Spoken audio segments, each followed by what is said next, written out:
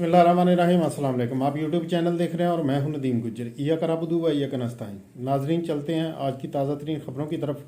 क्या पाकिस्तान डिफ़ॉल्ट कर गया है?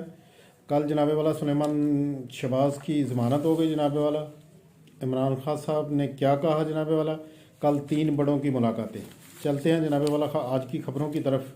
क्या पाकिस्तान डिफ़ॉल्ट कर गया है कि अभी डिफ़ॉल्ट होने के करीब है जनाबे वाला? डिफ़ॉल्ट होता क्या है, मैं आसान लफ्ज़ों में आपको समझा देता हूँ।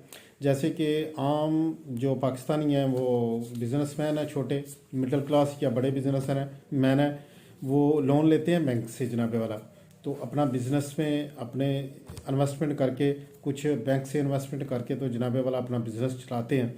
तो उसके एवज़ बैंक में क्या रखते हैं गारंटी के तौर पे? वो अपनी फैक्ट्री रखते हैं, अपनी दुकान रखते हैं, अपना मकान रखते हैं, या अपनी जायदाद जो भी ज़मीन वगैरह वो रखते हैं जनाब। तो उसके बाद अगर डिफ़ॉल्ट होना उसका बंदे का ऐसे बनता है कि जनाब वाला अगर वो उनकी किस्त बैंक की अदा नहीं कर पा रहा, तो जनाब वाला एक किस्त पे तो कुछ नहीं कहते, दूसरी बार हो जाएगी उसकी किस्त।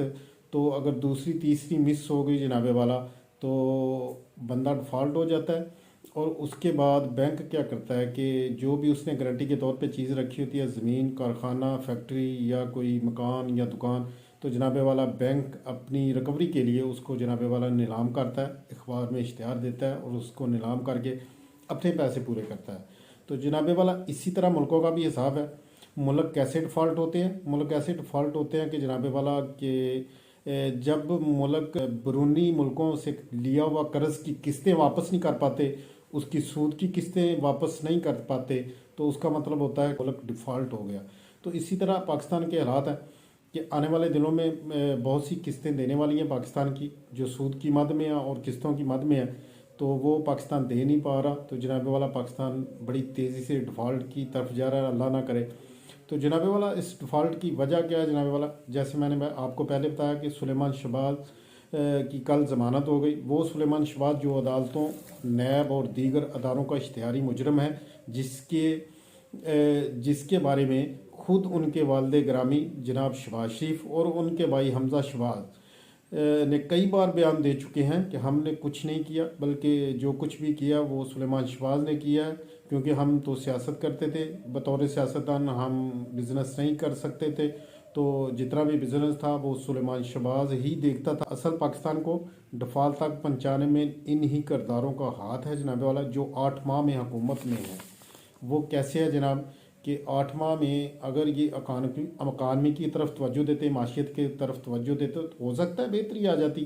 बेहतरी ना आती तो जहाँ पर इमरान खान साहब थे वहाँ तो स्टिल रहा जा सकता था जनाब वाला, क्योंकि बहुत कुछ इमरान खान साहब छोड़ के गए थे। उनके दौर में एक्सपोर्ट पाकिस्तान की बहुत ज़्यादा बड़ी थी, पाकिस्तान के रिज़र्व ज़्यादा थे, पाकिस्तान की जो इंडस्ट्री है वो बहुत आगे फल फूल रही थी, बहुत सारे मौके नौकरियों के हासिल हुए थे। तो बहुत सारे अच्छे जो टारगेट सेट किए थे इमरान खान साहब ने वो अचीव भी किए जनाबे वाला। तो इस इम्पोर्टेड हुकूमत ने मुल्क पाकिस्तान को डिफ़ॉल्ट की तरफ ले जाने की कोशिश नहीं की, बल्कि लेके चले गया। इसकी एक ही वजह जनाबे वाला कि इन्होंने 8 माह में कोई काम नहीं किया जनाबे वाला। इन्होंने नायब के पहले पर काटे, फिर अपने केसेस माफ़ करवाए, मायदा नहीं थी तो उसे वज़ीर आला पंजाब बना दिया गया जनाब।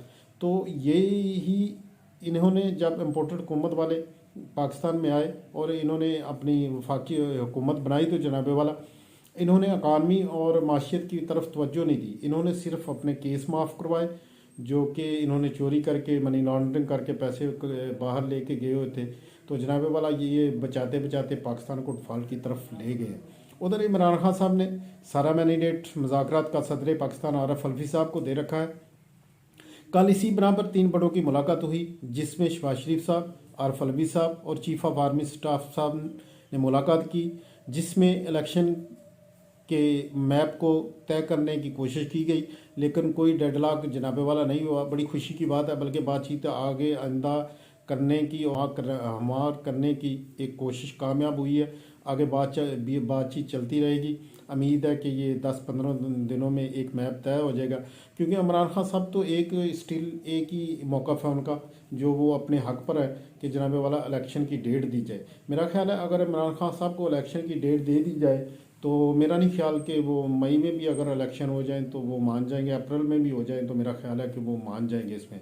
तो पाकिस्तान की भी बेहतरी इसी में है जनाबे वाला। पर हल जनाबे वाला जो भी है, मेरी एक छोटी सी राय के मुताबिक खान साहब असम्बलियाँ तोड़ने का इरादा तर्क कर दें और इलेक्शन अपने वक्त पर होने दें। इस वक्त इस दलदल में घुसने की बजाय अकानमी की इस लाश को इन पीडीएम वालों की ही कंधों पर उठाने दो इनको। इन्हें फरार का कोई मौका ना दें जिन्होंने इस मुल्क को दिवालिया किया है, बल्कि वो कौमी मुजरम हैं जिन्होंने पाकिस्तान को डिफ़ॉल्ट की तरफ लेके गए हैं और डिफ़ॉल्ट होने तक आ गए हैं हम। बल्कि हुकूमत बना के जनाबे वाला दोबारा आना चाहिए असम्बलियों में, तो उसके बाद इन लोगों को कड़ी सज़ाएं देनी चाहिए। कल कुल मिलाकर आप जब खान साहब गए थे तो तकरीबन हमारे रिज़र्व में 25 अरब डॉलर ख़जाने में मौजूद थे। आप छोड़ के गए थे जब आप वज़ीर आज़म हाउस से एक डायरी उठा कर गए थे जनाबे वाला। तो आपके साथ पूरी कौम है जनाब इमरान खान साहब। तो मैं इल्तिजा करूँगा कि जनाबे वाला ये जो लाश है इकानमी की, ये इन्हीं को उठाने दें। कल फिर ये आपको यही ताना देंगे जैसे कि पहले इन्होंने 2018 में आपको इकानमी दी थी एक मुर्दा, तो आपने उसको ज़िंदा किया था, उसमें जान डाली थी। फिर ये 8 माह में इन्होंने फिर उसको दफन कर दिया जनाबे वाला।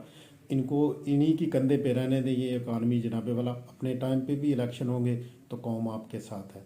तो नाजरीन, मेरा चैनल सब्सक्राइब ज़रूर करें। आज के लिए इतना ही। अल्लाह मेरा और आपका हामी नासर हो। अल्लाह हाफिज़।